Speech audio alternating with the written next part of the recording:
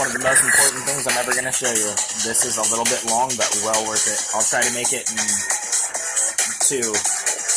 hopefully 1, but it'll probably have to be at least maybe 2 or 3. Very important, people. You need to get everything to have a full understanding.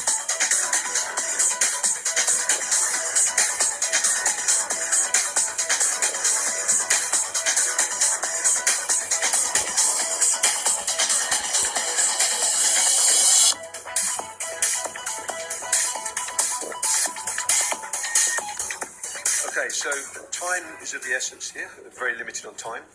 This really is a 3-hour lecture. Okay, so I'm sure you don't want to stay with me till 1 o'clock in the morning. So I'm going to move pretty fast through it. So I wouldn't sit there trying to write everything down. If there's anything you don't understand, make a note of the slide. I'm here. I'm here the whole weekend. I'm doing a workshop on Monday, and I'm more than happy to chat to you about it. It's important because we only get once a year at this, and there's so much stuff I've got to tell you. I need your help on this. I really need some help to get through this. I'm going to pause on some. Others, I'm just going to pull a sentence off. Okay, there'll be a lot more on the slides, but I just need to pull a sentence off of some of them. You can always pause it and go back. There's a couple of things I don't really talk about. One is cancer. That's not my bag. Autism isn't really my bag either. I don't really talk about that. I do get pulled on that sometimes. They're important subjects. Other people deal with them. I'm talking about the stuff that affects everyone in this room and everyone you know, okay? And I will be talking about how the brain develops as well, and we'll be going into that. There's much more I'd like to talk about, but really it would take a whole day. So you ready? Yeah? Please don't ask any questions. I can't go back on the slide. Absolutely afterwards, I'll stay up all night with you and talk to you if you want, but just for the moment, I just don't have the time. So quickly, everyone knows about algorithms. There's companies that are using Facebook to put micro-targeted ads in to get you to change your political opinion. We all know that. They're using algorithms to nudge us. There's stacks of stuff in the papers about AI systems, artificial intelligence, beating gamers. This particular system committed suicide when it got confused, which is not good. Not at all. Universities, they're talking about AI, and they said, look, we really need to consider whether AI and robots are going to have feelings, and we need to start working on this from a legal framework. Other magazines are saying, just get on with it. This guy's looking for his AI dog. Just embrace it. It's going to be a wonderful thing. No, thank you. And of course, Brexit is a problem for everything, apparently, and it delayed the UK's government's AI digital strategy. And of course, smartphones, even when you're offline, will be gathering data about you, and they will be predicting what you're going to do. We all kind of know that stuff. I could show you 1,000 things on scary robots. I picked an unscary robot for you there. This robot follows you around, and it does everything for you, from ordering your dinner and all the rest of it, and you can buy them. Okay, we all know that. That is a scary robot. The word robota means forced labour, or drudgery, compulsive service. There are 2 things I want you to know. There's applied AI and artificial general intelligence. Now, applied AI is the narrow AI. You know the stuff when you ring up the bank and it says, did you say yes? And you say yes. And then you say, did you say no? And he said no. He said, did you say yes? And you go on for hours and hours and hours. That's applied AI. That's not that bad. That's not the major threat. The general intelligence one is the threat. That is something what they call the deep mind. That is where they're mimicking our brains, our minds. And that's the stuff they want to put it into robots, and that is the danger, okay? Now, I'm going to come straight out the bat and give you this straight and not delay this. This is Mr. Jacobstein, and he's the chair for Artificial Intelligence and Robotics at Singularity University. Listen to this. I do think that people are going to be surprised at how fast machine learning is going to displace routine jobs. That's true. And I think that we need to start planning now. How fast for those? Well, we're talking about a transition that's going to occur over the next 10 to 15 years that is really significant. I mean, the Oxford Martin School did a study of this, of routine jobs and the vulnerability to displacement by machine learning over the next 10 to 20 years, and they concluded that 47% of U.S. jobs would be vulnerable. And then they did a deeper analysis, and it turns out to be higher in some cities than in others in the U.S., and they extended their analysis to the globe, and they concluded that developing countries have an even higher percentage of routine jobs, where the vulnerability to automation could be as high as 60 to 85%. Now, that is a very big deal. It could be destabilizing, and for that reason, I think that we need to invest heavily in free education for people, and also various schemas for doing a basic income. There are lots of disagreements about what the optimal plan would be, but I think the important thing is for us to be proactive and to sort of get ahead of this trend before it comes back to bite us. Did you just hear what he just said? What did he just say?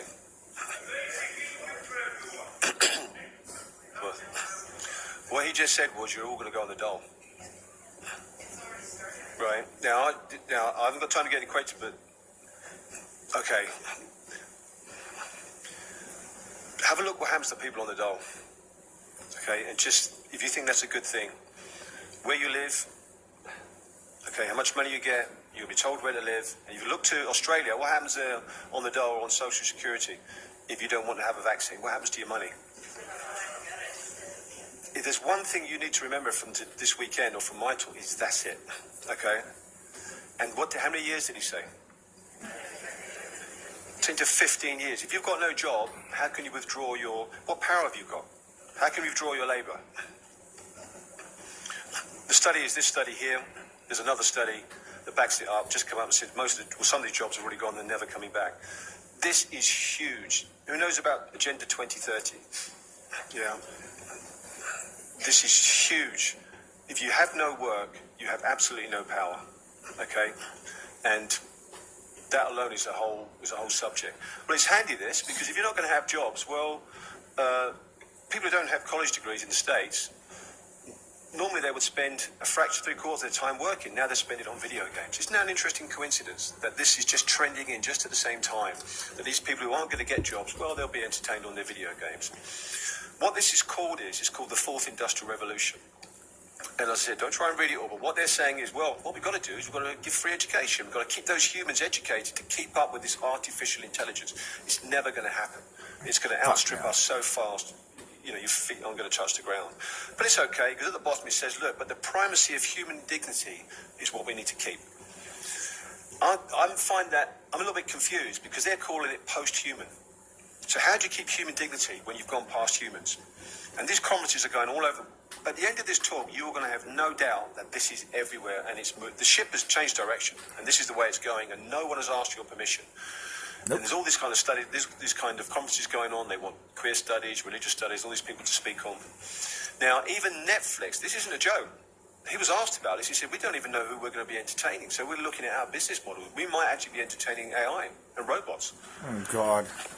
Now, really, it's two things, artificial intelligence and transhumanism. Now, artificial intelligence is this, as we said, there's narrow AI we're not too worried about. It's the deep mind. It's trying to model the mind, the human brain, and they're incredibly close now. So you've got this thinking thing, okay, this intelligence that thinks for itself and acts for itself. And if that takes control over us, and I'm going to show you how I believe that's going to happen. I believe that's a big problem. And if you put that into a robot, for simplistic sake, that is a huge problem. Humanism is this wonderful thing where, well, in order to catch up with the robots, we're going to change bits of us. We're going to make ourselves more intelligent. We're going to plug things into us. Or we're going to be immersed in virtual reality. And it's going to be this wonderful vista where we're going to fly and see wonderful different worlds. I would beg to differ. If we're lucky, that's how it'll end up, if we're lucky. Okay, at least we're alive. Well, let's dig into the science. This guy here, who's this guy? Well, he's a very bright chemist. And he said, we've already created the blueprint for innovating a cyborg tissue. Who remembers Doctor Who? The cyborgs. And recently shown how electronics can be injected into and intermingled with the brain. What they do is they use a needle, they go into the skull, it's a very tiny needle, and it's a mesh, and it unfolds, and it links your brain up to the internet. Okay? Already doing it, and the immune system is tolerating it really well. It's very advanced. Well, if he was no one, well, you maybe don't believe him. He was recognized as the leading chemist in the world. Okay? And what you need to understand is this is not a little thing. And they're already working on connecting brains. They do this with rats, and they can have the rats thousands of miles apart, and once they connect their brains, they work as one. Okay, they're already doing, and they call it BrainNet. You understand it as something else. Hive mind. This guy's an English, he's tenured professor, I think, at university, I think that might be Birmingham, University of West of England. And he said, personal computing These are the guys doing this work now in your own country. Personal computing will become intrapersonal and intracellular. Each human neuron will be hijacked by a self-growing, self-repairing molecular network. Computers will be networks of polymer filaments growing inside and together with a human. Seeds of the networks will be injected into the embryos in the first month of their development. They will form a gigantic network inside the brain. Computers will be inside us. They will span all living creatures in a united computing network, which is a hive mind. And initially when this takes off, and this is happening, there's nothing that's going to stop this at the moment. As it takes off, some of us will say we don't want anything to do with it. Once they get going, you are going to have to be a part of this. Pay attention, people. This is the most important thing you might ever hear. They have to have your permission. But if we're all going to be a part of this, they have to override that. So maybe you've got an understanding now why they're so keen to bring mandatory vaccination in, is to get that mandatory thing going and get you used to having medical intervention, I would suggest. There's other guys there. This guy was looked at as a bit of a joke at first, but he's very serious, and he was running for governor. I don't think, obviously, he didn't win. And he's saying, look, you know, it's time to get rid of this boring human body, all these illnesses and stuff. We just want to live forever. No, you don't. University of Oxford That's published, the people. These are serious authors. They're saying, look, what we need to do is we need to copy the brainwaves, and we need to emulate them and build trillions and trillions of copies in this kind of virtual world, and that will be wonderful. But what about us? I mean, it's just insane, and this is going on. Now, I'll put this up. Obviously, I'm not going to talk about the guy in the middle, but it's a good excuse because he talks about passion and perseverance. Two other people have got that, is Elon Musk and Ray Kurzweil, and these are the two known faces of all of this. And Elon Musk I'm going to talk about first. He formed Tesla and SpaceX Foundation. Now, there's a link between transhumanism and space, and I'll tell you that in a second. And Neuralink is the company. They're interested in using this thing where you inject the skull and this mesh unfolds. Okay, so, and what he's saying is problem, reaction, solution. AI is a problem. We're not going to be able to compete, so we've got to change, and that's where transhumanism comes in. Now, what he said at the World Government recently in Dubai, he said people would listen to the language. People would need to become cyborgs to be relevant in a future dominated by AI. No, thank you. He said a merger of biological intelligence and machine intelligence would be necessary for humans to stay economically valuable. You're going to see the language of the... I'm not sure about him. I said that over a mill. I've still got hopes for this guy. The others not so much. Listen, this is one of his great ideas. Terraforming is the hypothetical process of altering a planet's environment to make it livable. Tesla CEO Elon Musk recently floated the idea that Mars could be terraformed through nuclear strikes to destroy its polar ice caps.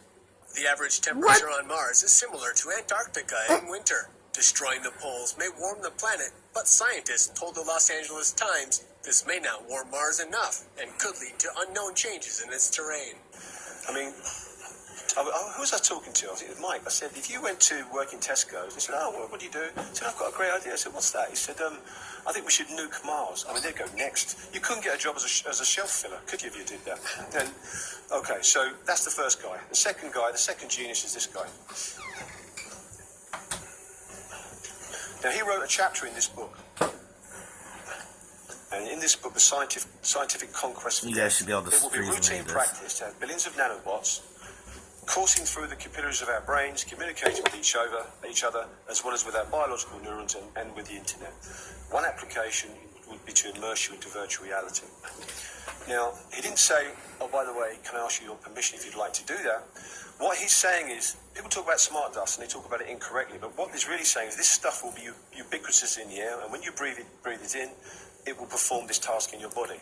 You don't get to say yes or no. You if you want to give permission for that. And if you don't understand that, in they're already doing it. English there, nanobots will plug our brains into the web by 2030s, and this is a serious guy, and lots of money is being put behind this guy. So I looked into him. I like to know the background to these people. And he said, listen to the language. This was in Rolling Stone, an interview. Death represents the loss of knowledge and information. Is that what death means to you? And he said, a person is a mind file. A person is a software program, a very profound one, and we have no backup. So when our hardware dies, our software dies with it. He is leading the world at the moment, and he is setting the direction. He said, I've made an issue of overcoming death, and the strongest experience I've had with death is as a tragedy. This is where you get to the nuts and bolts. His most ambitious plan for life after the singularity, which is the merging of us with his technology, however, is also his most personal. Using technology, he plans to bring his dead father back to life. Oh, man. I think there's another word for that. We can find some of his DNA around the gravesite. That's a Road to lot hell of is paying information good right there. intentions. The AI will send down some nanobots, get some bone or teeth, and extract some DNA and put it all together. Then they'll get some information from my brain and anyone else who still remembers it. I mean, this is insanity. This guy, with the greatest respect to this man, Google, this guy is in charge of your future. That's it. That's scary. Obviously, others have disagreed. This is Faye Voschel, who's a theologian, a clever one, and she said, look, these tech honchos would have an outrageous level of control over humanity. A technological elite comprised of demigods who decide how the rest of us think and act by programming us may well result in abuse and deformations as severe as those depicted in the Isle of Dr. Moreau. What you're looking at is technocracy. I don't have time to go into that. Out of Colombo, 1930s. Don't have time as Hubbard, MK Hubbard. Another article by Sylvia Lazarus, referencing Professor Fukuyama, political scientist and economist at Stanford. He said, transhumanism, he defined it as one of the most dangerous ideas in the world. Absolutely. Right. What would happen when humans and post-humans coexist in the same world? What sort of interactions would occur between the two distinct species and even between humans who are at different levels of enhancement? This is so true, it's so simple but so profound. In our interaction with animals, we assume a superior rationality. This idea leads us to think that we have more rights than them, even the right to kill them. How would this pattern of behaviour apply to a situation in which some post-humans recognise that they have a superior rationality compared to normal humans? And he says the issue here is one of democracy. Is absolutely right. If not everyone can or wants to receive the same level of enhancement, human rights may be threatened. The same issue of superiority would apply to the question of inequality. Some people might be able to afford becoming exponentially more intelligent than others, with the consequence of being able to control those who can't or don't want this enhancement. You have no idea of how right that man is. Where does it all come from? If you go back to the Greek myths, you've got Medea, her name means to devise. Who remembers Jason the Argonauts? Remember that as a kid watching that? Well, he kind of fell under a spell and he wanted his father to be invigorated, so she drew all the blood out of his veins, stuck herbs in them, and made him glow with health. And this, you start to see these myths, this concept of extending life or changing life. And of course, you've got Archytas, who was Plato's mate, 400 BC, and he caused a sensation with a mechanical steam-propelled bird. You've got other artisans who built figures that opened doors, poured drinks, and even attacked humans. And then you've got the many-headed Hydra, yeah? Which every time you tried to chop one off, two more heads grew. And then you've got, eventually, Hercules had to stick a boulder on it because he couldn't kill this thing, and then it oozed and poisoned the land. And there's another series of miscredited Daedalus, who's a genius of Crete, because you had Prometheus, who wanted to live forever, and he said, okay, we'll let you live forever, but your liver's going to have to be pecked every single day. And it was pecked by this drone-like eagle that was made. So if you look through these myths, and of course you've got the giant bronze Living statue forever that is bled, being in hell. sweated, and all the rest of it. And there was even a thing called a biomimetic Anything cow God let us that die. mated with a real bull, and it produced a minotaur, which I think was a human body with some kind of bull's head. And You can't know good and evil and live forever. What the myths are telling us is That don't is hell. screw around with this stuff, because it might just not work out the way you think it's going to work out. But obviously, a few people, including Mr. Musk and others, have not listened. Now, this is a 630 BC vase, okay? And if you look here, can you see this lamb coming out of the cauldron of rejuvenation? Yeah, now that predates, this is an article, that predates by 2,000 or 3,000 years Dolly the sheep. You know about Dolly the sheep, genetically engineered sheep? Interesting. Oh, shit. And, well, here's the real one. Are you That's paying called attention? ectogenesis. That is a lamb. Sorry, that's a goat. Same difference. Yeah. Being born by scientists. I've shown this. Have you guys ever heard me speaking about this before? Anyone? Did you know that happened? Yeah, it did. Did you It's also know disgusting. that's probably the way kids are going to be born, probably within your lifetime? Yeah. So you've got that, which is 2,000 or 3,000 years ago. Then you've got that. That's very interesting. And the word ectogenesis, who came up with that name? Do you know? Professor Haldane from Oxford. predicted this over 90 odd years ago. And do you know who his mate was? His mate was Aldous Huxley. How do you think Aldous Huxley knew about all this stuff? And interesting enough, they all belong to certain organisations called the Fabian Society and things like that. That is a whole other discussion. But he knew because he was told by the man who knew a long, long, long time ago. But what did the Russians ever do for us? I'm not going to mention Donald Trump, the Russian. Okay, there's another link from the Greeks, and it goes through Christian philosophers. And what they were saying was, well, we want to get to heaven, but we can't wait. So what do? So maybe we can work some kind of mechanical way of getting to heaven. And you kind of saw that a little bit with the Greeks. They were trying to work out how they transcended humanity, how they changed things. Well, you've got that. I haven't got time to get into that, but we'll talk about the Russians. You've got these three guys you may never have heard of, but these three guys are absolutely the reason why we're in this mess now. And they formed something called Cosmism. And really what it was kind of late 19th, early 20th century, and it was a cultural movement. It was kind of mixing kind of philosophy, East and West, but it had a large dollop of Russian Orthodox Christianity. And many of the ideas have been adopted now in the transhumanist movement. And the first guy, Konstantin Tsiolkovsky, I'm completely wrong, but I pretend I know what I'm saying with the name. He is credited as being the pioneer of space travel. So this is not some lightweight, certainly in Russia. And he believed that if you could go to other planets, you could expand the human race and perfect it. Very much like Musk. Yeah. The next guy, Vladimir Zelensky, he saw the Christian notion of love as something he called new genesis. And he wanted to use nuclear processes to kind of transmutate us, and he believed it all culminate in this omega point where Christ would be reborn, as it were. And it's pretty much like the singularity. And the other guy, Fedorov, once again, Orthodox Christian philosopher, talked about radical life extension, physical immortality, and all the rest of it. And he also said, look, we shouldn't just stick bits on us, we should transmutate so we can fly and go to deep space. Now, the key to a lot of these guys is they're talking about religion. It's religion, it's God. Okay, now Fedorov, there's a big monument to him. The BBC did a programme and said, look, this guy was probably the father of the Soviet space project. Certain books came out, The Quantum Thief, and they talked about uploaded minds called Sonos, and they were inspired by him. And another book was inspired by him as well, talk about implanting minds into another body. This is like 100 years ago, these guys were coming up with these ideas. Those ideas are the ideas at the forefront of Ray Kurzweil. Did you know that? They want to implant your mind, they want to take your mind and put it into a digital world. If you don't know that, that's exactly where these guys are headed. Now, why have I told you that? This is a really good article by Rushkoff, and he goes into detail, because what happened was, these cosmists were taken to Silicon Valley, and they had a kind of weekend away there, where they had hot tub sessions and parties and group thinks and all the rest of it. And so the technologists in Silicon Valley came into direct contact with the cosmists, okay?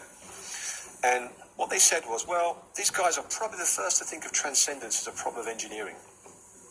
He go on, and he says, at this, one of the guys was quoted, who was at these kind of meetings, he said, at best, we brainwashed ourselves and each other, this is the Silicon Valley guys and these Russians.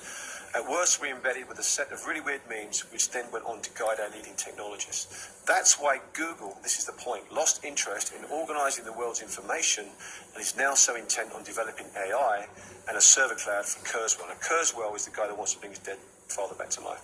Silicon Valley is enacting a religious prophecy, thinking and feeling robots are just a technologist version of angels. So this is it. This is where it happened. Okay? And this is the reason why we're in the crap hole. That's a medical terminology, by the way.